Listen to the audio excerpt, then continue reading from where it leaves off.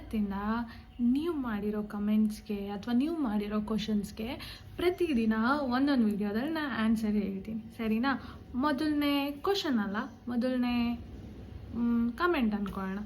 ಇದೇನು ಅಂದರೆ ಕಮೆಂಟು ಅಲ್ಲ, ಆ್ಯಕ್ಚುಲಿ ಕಾಂಪ್ಲಿಮೆಂಟ್ ಅಂದ್ಕೊಳ್ಳೋಣ, ಓಕೆನಾ?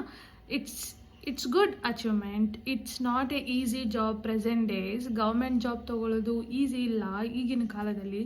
ತುಂಬ ಕಷ್ಟಪಡಬೇಕು, ತಪಸ್ಸು ಮಾಡಬೇಕು. ಎಷ್ಟೋ ಜನ, ನೀವು ತುಂಬ ಜನ ಇದರಲ್ಲಿ ಇವತ್ತು ಲೈಬ್ರರಿಯಲ್ಲಿ ಕೂತ್ಕೊಂಡು ಬೆಳಗಿಂದ ಸಂಜೆ ತನಕ ಕಷ್ಟಪಟ್ಕೊಂಡು, ಗೊತ್ತಿಲ್ಲ ಎಲ್ರಿಗೂ ಈ ಮೈಂಡ್ ಸೆಟ್ ಇದೆಯೋ ಏನೋ ನಂಗೆ ಗೊತ್ತಿಲ್ಲ, ಆದರೆ ಆಲ್ಮೋಸ್ಟ್ ತುಂಬ ಜನಕ್ಕೆ, ಒಂದು 80% ಜನಕ್ಕಾದರೂ ಯಾವುದಾದ್ರೂ ಒಂದು ಸಣ್ಣ ಗೌರ್ಮೆಂಟ್ ಜಾಬ್ ಆಗಬಾರ್ದಾ ಅನ್ನೋ ಮೈಂಡ್ ಸೆಟ್ ನಿಮ್ಮೆಲ್ರಿಗೂ ಇದೆ, ನನಗೂ ಇದೆ. ಯಾಕಂದರೆ ನಾನು ಮನುಷ್ಯಲೇ ಅಲ್ವಾ? ಸೊ ಯಾವುದಾದ್ರೂ ಒಂದು ಸಣ್ಣ ಜಾಬ್ ಆದರೆ ಸಾಕು, ನಾವು ಇಂಡಿಪೆಂಡೆಂಟಾಗಿ ಹ್ಯಾಪಿಯಾಗಿ ಲೈಫ್ ನಡೆಸ್ಕೊಂಡು ಹೋಗೋಣ ಅನ್ನೋ ಥರ ಇದೆ. ಸೊ ಅದೇ ಥರನೇ ನಿಮ್ಮೆಲ್ರಿಗೂ ಇದೆ. ಮೇ ಬಿ ನಾನು ದೊಡ್ಡ ಪೊಸಿಷನಲ್ಲಿ ಇಲ್ದಲೇ ಇರ್ಬೋದು, ಅಟ್ಲೀಸ್ಟ್ ನಾನು ಇಂಡಿಪೆಂಡೆಂಟ್ ಆಗಿದ್ದೀನಿ.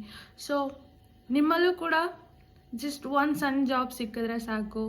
ಅದು ಮೇ ಬಿ ಒಂದು ಸ್ವಲ್ಪ ಕಮ್ಮಿ ಸ್ಯಾಲ್ರಿ ಇದ್ರೂ ಪರವಾಗಿಲ್ಲ.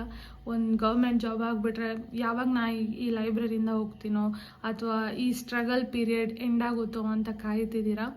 ಸೊ ಯಾವ ಜಾಬನ್ನು ಕೀಳಾಗಿ ನೋಡಬೇಡಿ, ಎಲ್ಲ ಜಾಬು ಬೆಸ್ಟೇ.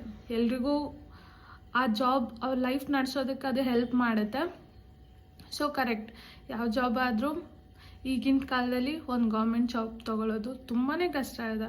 ಅದರಲ್ಲೂ ಫ್ಯಾಮಿಲಿಯಲ್ಲಿ ಯಾರೇ ಗೌರ್ಮೆಂಟ್ ಜಾಬ್ ಇಲ್ದಲೆ, ಅಪ್ಪ ಅಮ್ಮ ಸಪೋರ್ಟ್ ಇಲ್ದಲೆ, ಒಂದು ವೇಳೆ ಅವರು ತುಂಬ ಫಿನಾನ್ಷಿಯಲಿ ತುಂಬ ಕಷ್ಟದಲ್ಲಿದ್ದು ಅಥವಾ ತುಂಬ ಕಮ್ಮಿ ಎಜುಕೇಷನ್ ಮಾಡಿ ಕನ್ನಡ ಮೀಡಿಯಮಲ್ಲಿ ಓದಿ ಅಥವಾ ಗೌರ್ಮೆಂಟ್ ಸ್ಕೂಲಲ್ಲಿ ಓದಿ ತುಂಬ ಸ್ಟ್ರಗಲ್ ಮಾಡಿರೋರು ತುಂಬ ಜನ ಇದ್ದಾರೆ.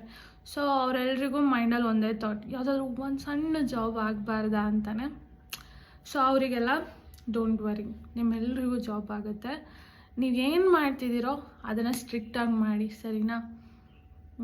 ಕನ್ಸಿಸ್ಟೆನ್ಸಿಯಲ್ಲಿ. So all the best, bye.